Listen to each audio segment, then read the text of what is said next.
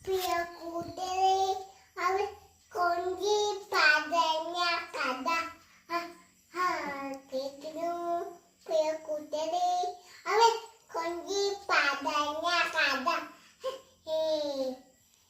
കൊച്ചി കണ്ട്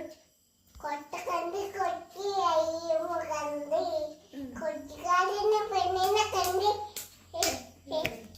കൊച്ചി കണ്ട് കൊട്ട കണ്ട് കൊച്ചിയും കണ്ട് കൊച്ചിക്കാരന് പെണ്ണിനെ കണ്ട്